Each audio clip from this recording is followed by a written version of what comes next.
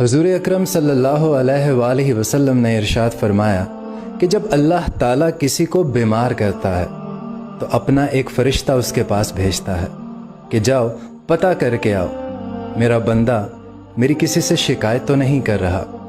فرشتے جاتے ہیں اور جب واپس آتے ہیں تو عرض کرتے ہیں کہ اے مالک، اس کے پاس تو جو بھی ملنے آیا اس نے یہی کہا کہ الحمدللہ، جس حال میں اللہ نے رکھا میں راضی ہوں۔